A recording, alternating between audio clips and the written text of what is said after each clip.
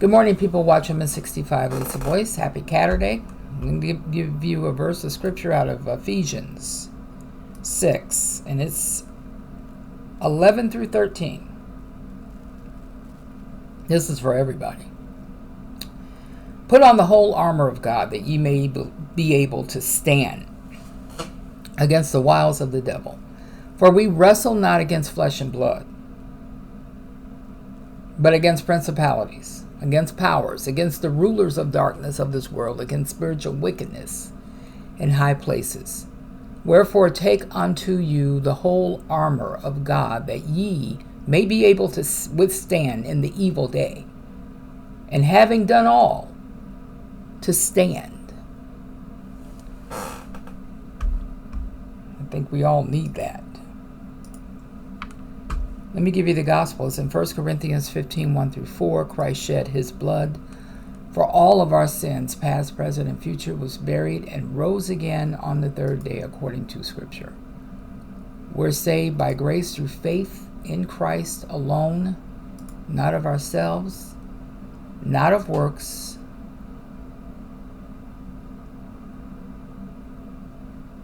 lest any man should boast. It is grace, something we didn't earn, something we don't deserve, that God gave his only begotten Son, that whosoever believe in him will not perish but have eternal life. How do you come to that? You admit you're a sinner in need of Christ. The moment you put your faith and trust in Christ and his blood, the moment you accept him as Savior, not only are you saved, but you are justified. By the blood of Jesus, you are rapture ready, which is going to happen at any time. And you're sealed until the day of redemption, which means you cannot and will not lose your salvation. The Holy Spirit will indwell in you. The Holy Spirit will lead you, guide you, minister to you, encourage you, speak to you, and change you. That's what he does. This just came in off of War News. Now, it came in earlier this morning. It says, order of global conflict.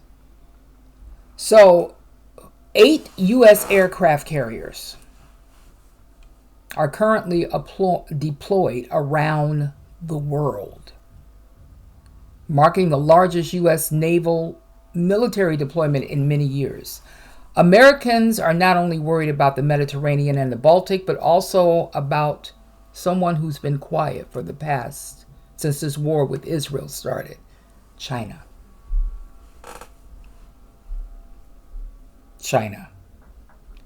They're worried about the South China Sea and the Pacific and Taiwan. I got an email from a subscriber, said that her friend's son is being deployed to Taiwan.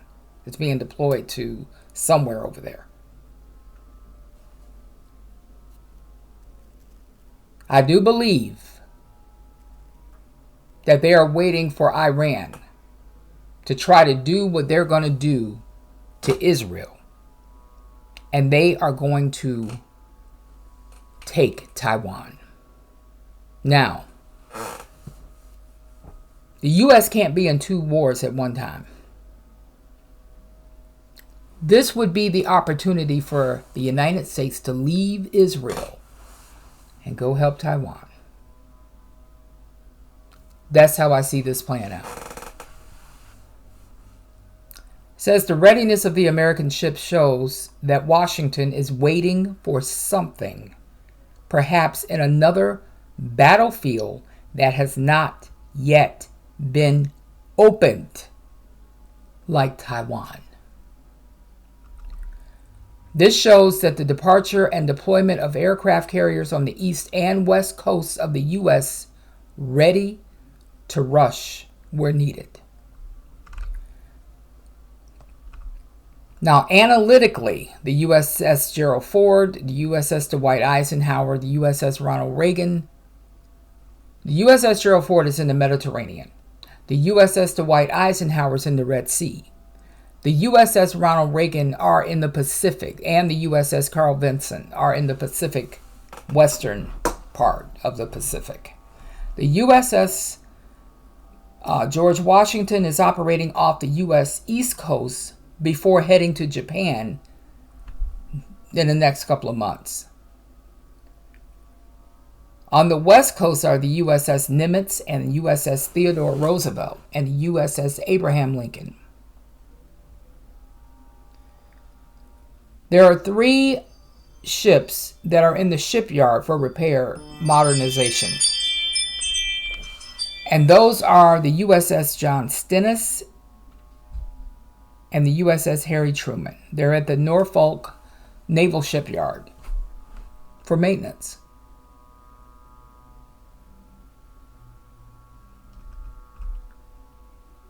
It says here in a tweet, it says more U.S. Navy aircraft carriers are underway right now.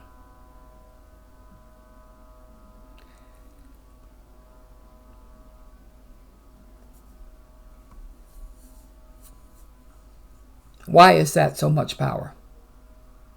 Why do they have all that unless they are planning for something to take off?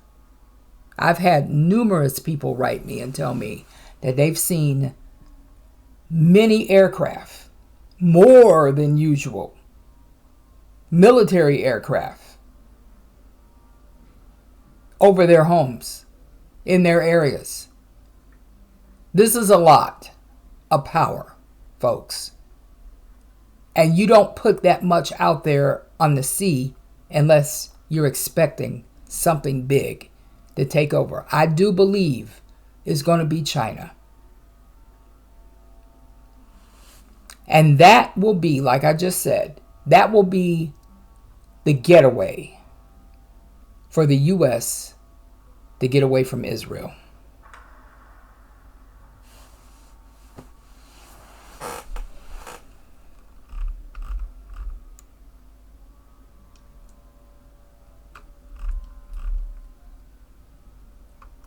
So I guess here, 50 ships are located in the southern Mediterranean and Red Sea alone.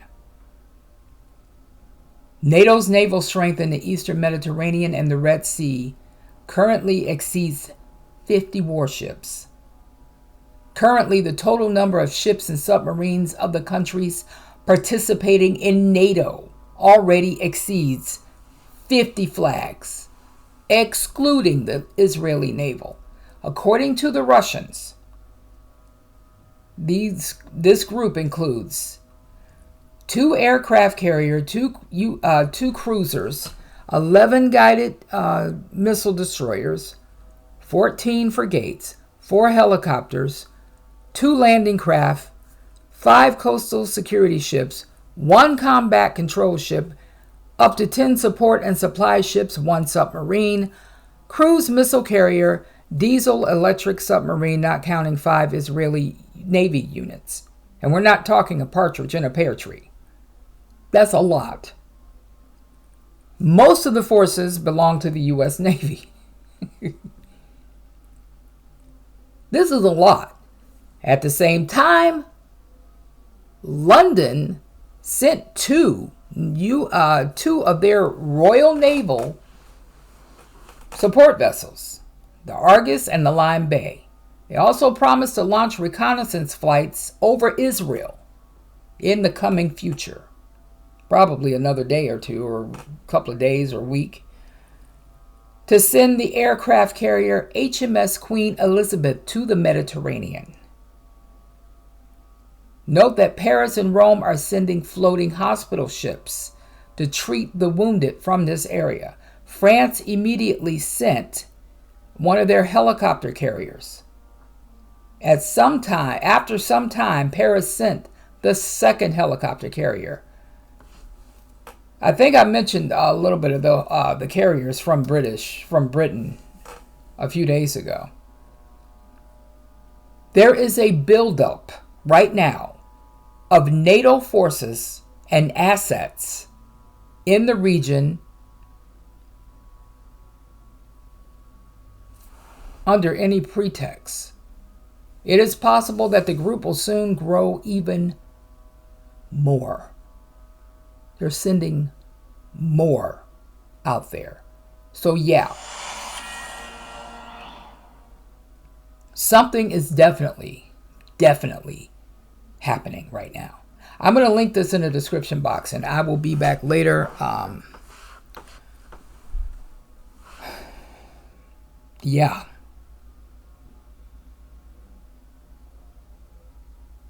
We'll see what happens here. So I will be back later. Thank you.